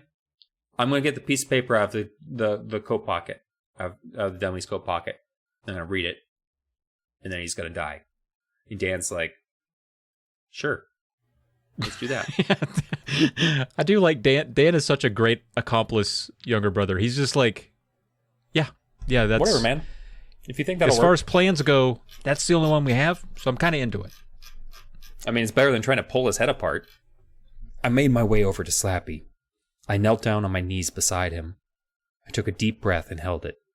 Then slowly, I began to reach my hand down to his jacket pocket. I knew the slip of paper was inside that pocket. Could I pull it out without waking up Slappy? I lowered my hand. Lowered it. Low. Real low. My fingers touched the top of the jacket pocket. Still holding my breath, I began to slip 2 fingers inside. Gotcha! Slappy shrieked as his hands shot up. He grabbed both of my wrists and began to squeeze. Bum, bum, bum! plan failed. That's what you get for trying to finger him without spitting on him first. So anyway, just slipping 2 fingers in. What's going to happen? He's going to be mad. So Trina's like, "Whoa, no!" And he takes his wooden hands and he clamps them tightly around her wrist. And she's like, "Let go of me, let go of me!" But his grip's tightening, and it's starting to dig into her skin a little bit. And he hisses and gives her orders. He's like, "Slave!" And he's like, "Obey me, slave!" And she's like, "Ah, no!" And she's like trying to break free. But his strength is like super, like, I would say inhuman, but he's a dummy. So it's like in dummy strength. It's too much strength for a dummy. Definitely stronger than a dummy. Should be. Yeah, so strong. You know what? He's such a dummy. He doesn't even know his own strength. That's how dummy he is. Yeah. And the pain. I mean, it's getting painful because he's really going at it. And Trina's like, "Please stop!" and crying out. And he's like, and it's a big thing. And there's a big dust cloud, like cartoon dust cloud. You can see a shoe every now and then. A cat screams. And just as she's about to give up and collapse, Dan dives toward him. Like fucking Nomar Garcia Parra on a ground ball, like halfway through midfield. And instead of grabbing Slappy's hands, Dan, he snatches at the jacket pocket. He's trying to get that piece of paper. And Slappy, he loosens his grip. And then Dan, he tries to swat Dan away. But Dan, he's able to get in there. He gets that slip of paper out.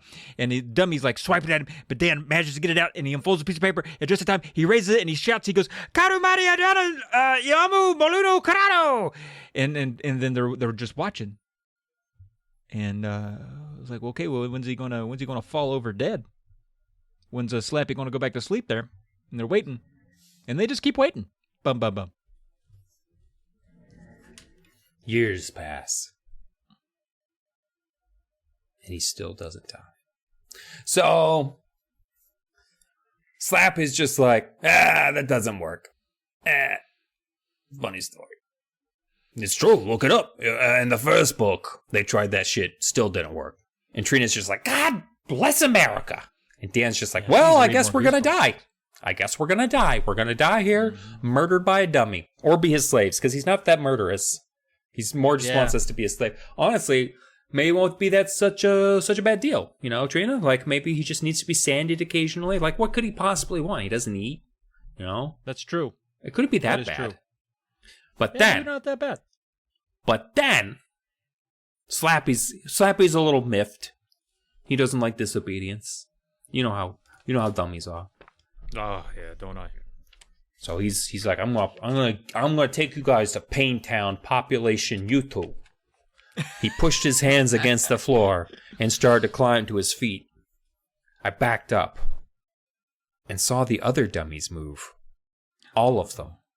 They were sliding off their chairs, lowering themselves from the couch. They stretched their skinny arms, flexed their big wooden hands. Their heads bobbed, their knees bent as they started to shuffle toward us. They had all come to life.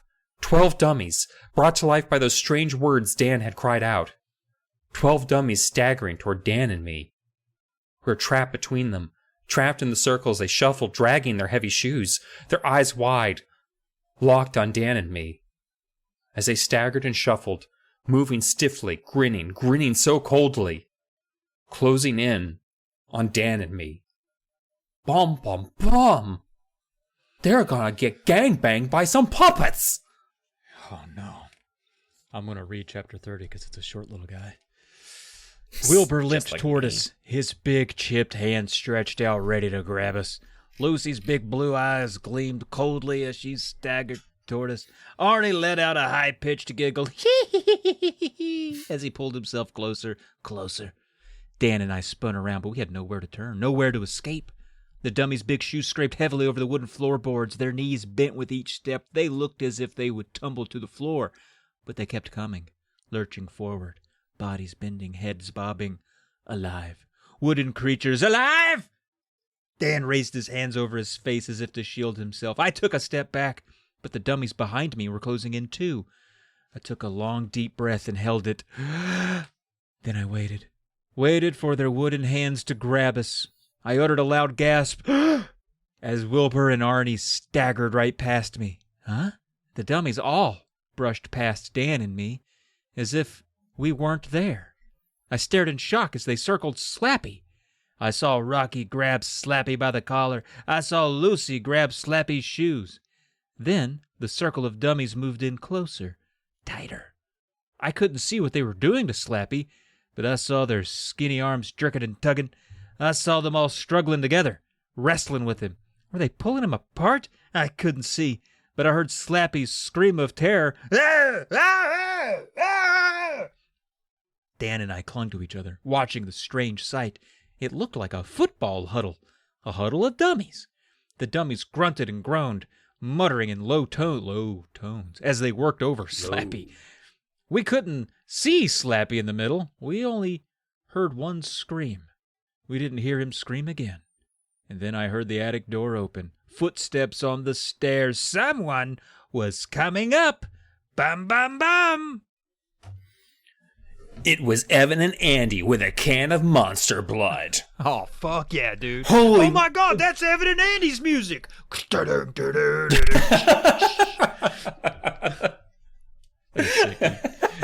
Wait, was it their entrance theme from The Ring? Is that what you're, like, yeah, like, pretty much, yeah. Living it? No, wait, what was the Hulksters again? Oh. Living in America. No. That's from Rocky IV. That makes sense. Rocky's one of the Muppets or puppets, whatever. What? We've lost the plot. No, it was something about being Christian. Whatever. So, it's fucking Zane, and Zane's a piece of shit because Zane, he comes up the stairs and he sees Trina and Dan standing there, apparently posing all 13 dummies in this weird tableau about to murder Slappy, and they're all just like, ah! And Dan and Trina are just like, huh! And Zane's just like, I knew it! I knew you guys were fucking with me! I'm telling everybody! Ah! Bum, bum, bum. What a bitch. What a bitch. Well, at the end, no one really believes. Yeah. No one really believes Trina and Dan's story. Everyone's like siding with Zane. They're like, yeah, Trina and Dan, horrible children, really tried to scare their poor cousin 2 years in a row. Even with camp on the line, they couldn't let it go. And they got blamed for everything ever. Grounded forever, maybe until their 40s, Trina even says. And the next morning, Uncle Cal and Zane, they're preparing to leave, heading out. And Dan and Trina kind of relieved. Good, happy to see Zane go. But before leaving, Zane whispers, "Hey, I never want to come back." And then he flashes a fake friendly smile to his parents. And they're like, "Oh, look at the kids getting along." But they don't. And Dad, he's still trying his best to be nice to everyone, even though he is just one step away from a full John list. He's like, "Hey, Zane, I'll buy you a new camera for your upcoming birthday, since my children destroyed yours." And Zane's like, "Actually, I'm not into photography anymore." And Trina and Dan's mom was like, "Oh, well, what are you interested in, Zane? We got to get you something for your birthday." And Zane's like, "Well, if I'm being honest, I kind of want to be a ventriloquist, just like Uncle Danny, talking about kiss ass." Yeah. Talking about their dad, and Dad looks full of pride. He's like, "Oh, that's not my boy, but it could be, and it might be. Probably is." And Uncle Cal's like, Hey, Danny, why don't you give Zane a dummy so he can start practicing with it? You're always giving us stuff. Why don't you go ahead and give him one of your prized collection dummies there?" Dad's like, "Actually, it's not a bad idea. Typically, Uncle Cal, I hate the things that come out of your mouth, but in this instance, I'm good to humor that. Trina, why don't you go up to the attic and fetch one of the old dummies? Not one of the old ones. Actually, get a new one. Give him a new one. Give him one of the new ones." What we don't know is that Mom and Dad had a huge fight the night before about, he's just like, "I can't understand why they keep playing with all these dummies. Maybe they learned something from their father. Why do you need 13 dummies?" And he's just like, "That's not the point. They shouldn't be playing with them." And she's just like, "I don't know. You're the one setting the example for them. Maybe you should get rid of some of the fucking things." And so that's a huge fight that we missed out on. Mm-hmm. And so I was like, I could get rid of one of them. And then later he's like, that got some points with the missus. She's like, "And you didn't give that up. They asked for it. That doesn't count." You still have 12 of them. Anyway, sorry, you go on with your chapter. That was the plot spackle we all needed and wanted, though, and it does make sense. So Trina is like, oh, I know exactly the one. Here's another thing I take, as a collector myself of things, and you have a bit of this too. I'm not letting anybody just pick whatever from my collection to give to somebody. That's going to be handpicked by me, but whatever. Dad, yeah, you're right. Probably stemming from a fight with the missus. He's like, I don't give a fuck anymore. So Trina knows which one to get. She runs upstairs. She grabs Slappy, hands him to Zane, and said, here, he's a good one. His name's Slappy, and I think you two will be very happy together, Zane. And Zane walks to the car, proudly holding that new dummy, and Slappy turns his head back toward the kids. Dan and Trina gives a little wink. Bum ba da dum bum bum bum. That's it. I love any of the Goosebumps where children turn a horrifying nightmare thing as a way to prank another child. Like, Trina's gone full Andy. She's just like, oh, this is an acceptable thing to do to another child. Unleash Slappy on them. Oh. Yeah, that's true. So, in retrospect, I think, what do I think about this one? I'm actually a little disappointed in this book. I don't feel like there was enough Slappy hijinks. I was hoping that the third book would give me another taste, another flavor of what, like the shows with like the kids. Yes. Or in the auditorium. We never got stand-up from Slappy. We got a little bit. But we didn't really get... He vomited on an entire room of people in the first book. He did. Yeah. He wasn't... Like, I already knew what to expect with the hijinks, so there was, like, no real surprises in here, and it kind of got snuffed out. It pretty much stayed within the house. Mm-hmm. I'm not saying it was a bad book, but it's not my favorite of the dummies, for sure. It's actually my least favorite, I think.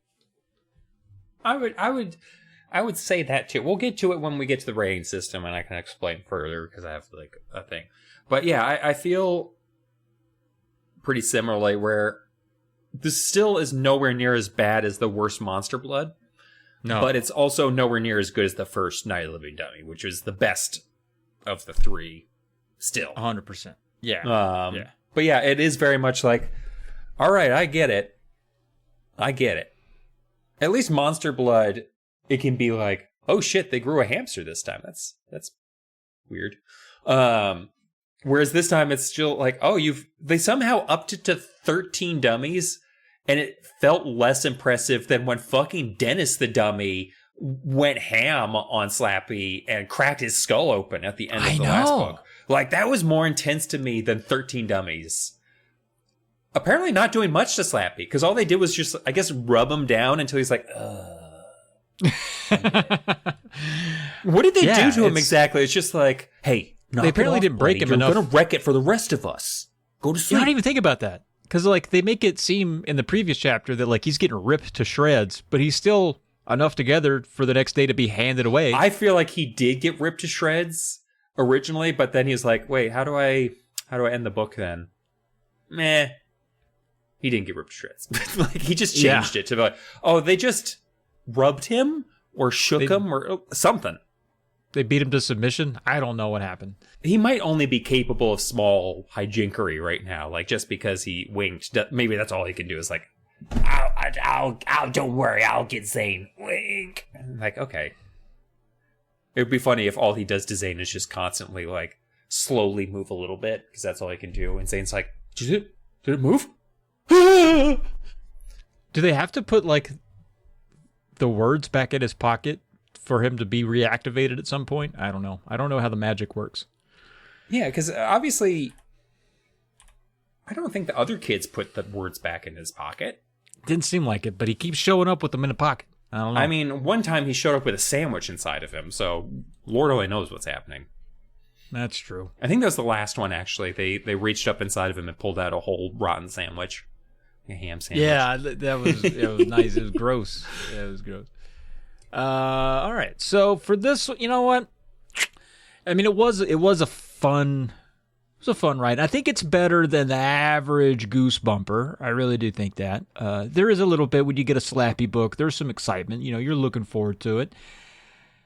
but I wasn't super duper in love with it. So I'm going to have to just land on around 4. I think 4 out of 7 attic-ridden dummies. I think that's where I'm at. 4 out of old 7 there. So this is my complicated rating system, but the numbers still work out too, I think. I'm giving it the 7th Friday the 13th movie out of 11 possible Friday the 13th movies, because I kind of feel the same way about the 7th Friday the 13th movie that I do about this one, which is like... Is that the one that gets like spiritual a little bit? That's the one where he fights telekinetic Tina. Yes. Yeah, and it's such weak sauce. Most of it's just so like, we need teenagers here, so whatever. There's a party. I don't know. Whatever. They're running a party. It's fine. It's a party house. And they're all gonna die. It's gonna be great. So it's it's enjoyable. I still love it. It's Friday the 13th movie. I love it more than your typical slasher, but it's also like, come on, do something new. Like at least put him on a cruise ship for New York. Like, yeah. It felt a little rehashed. Like he's just destroying. Yeah. Like the best moments were the dad who is just constantly on the verge of and he should have lost his mind. I couldn't believe he didn't. Let's see, we got a little bit of trivia. Both Night of the Living Dummy 2 and 3 were released 9 months apart, so this is the shortest time between sequels. I think we've brought that up before, but bears repeating now that we've done this sequel. The whole O.J. Simpson just insanity took place during this period, I feel like. That is absolutely true. And then the plot of this book shares some similarities to that of Night of the Living Dummy. Like Lindy Powell, Zane tricks the protagonist into thinking that a dummy is alive by causing mayhem. It isn't until halfway into the book that a dummy actually comes to life. Additionally, Slappy getting defeated by the other dummies is similar to how he was defeated by Dennis in Night of the Living Dummy 2. Both points I think we brought up. Yeah, not nearly as cool, dude. Dennis being like the hero in the shadows was just too awesome. Yeah. For a limited time in 1996, I think this has happened before, but I found a picture of the book. The KFC in Canada offered this book for $2.29 or 2 loonies 29. I don't know how you do it. $2.29 loony with the purchase of a meal up there. And copies of that version featured a giant YTV logo on the cover. A loony is $1, is the dollar coin. The toonie is a $2 coin. So it's 2 loony, 29 2 loonies or a toonie. Yeah, okay, it's got a loony or 2 loonies and a toonie or a toonie. It's such a silly place. I love it. Yes. Well, it's called a loony because it has a loon on it, and then I think they just called it a toonie because it's a $2 coin. The $1 coin is a loony, I think. I haven't quite figured out their sense of humor up here yet, but I feel like that probably tracks. Fair enough then. And alternate concept art for the cover features Slappy in the kitchen making a mess, possibly referring to a similar scene from the story when Slappy ruins the dinner party for Zane and his dad. Looks less like he's making a mess and more like he's just eating a shit ton of cookies. It looks like he's napping on some cookies. Yeah, maybe that's just how they found him, though, that he would just come back. But also, I mean, it would have been better if it were the 2 dummies like sharing the wine or something. I don't know. It 2 dummies on either side of an elegant table. That would have been actually a better cover. You probably can't have alcohol on the front of it, though. Oh, yeah. I mean, if they can't show a gnome picking its nose, I can't imagine they can show a dummy imbibing alcohol on the cover. They actually got in trouble at DC Comics because they showed Superman drinking a beer on the cover of the magazine, of the comic book, and so they had to switch it to like a root beer because as a grown adult, Superman can't have a beer. Come on. All right, well, that does it then. So that's the end of Season 4. We'll come back with Season 5 soon enough. Starting off with some Bad Hair Day. That'll be fun. Did you forget? What did I forget? The number of the season? You were just like season... Well, it's confusing because season 5 will actually start with book 41. I kind of wanted to jump to 51, but that's not how it works. Oh, yeah. That's why I don't pay attention to any of the numbers involved in the show. It's very confusing to me.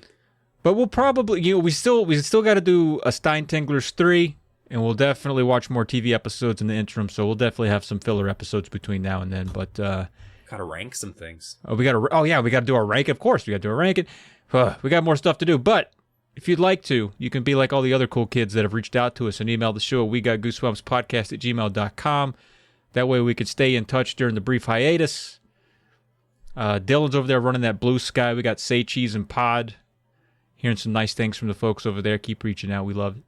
And you can also support the show on Patreon. We got patreon.com/polykill. If you want to toss a couple bucks in, you can hear some of these a little early. You can interact with us in Discord. Do all kinds of cool stuff, man. Get in there and throw some money in there. See what you can do. Help us out. Yeah. Now, coming in a number of months from now, we have Book 41.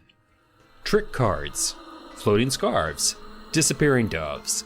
Tim Swanson loves magic tricks. Someday he wants to be a real magician, just like his all-time favorite hero, Amazo. But then Tim goes to Amazo's show, and he finds out his idol is a total grump. That's when Tim decides to steal the bag of tricks, Amazo's bag of secret tricks. Scary tricks. The one with the multiplying red balls. And all those hissing snakes.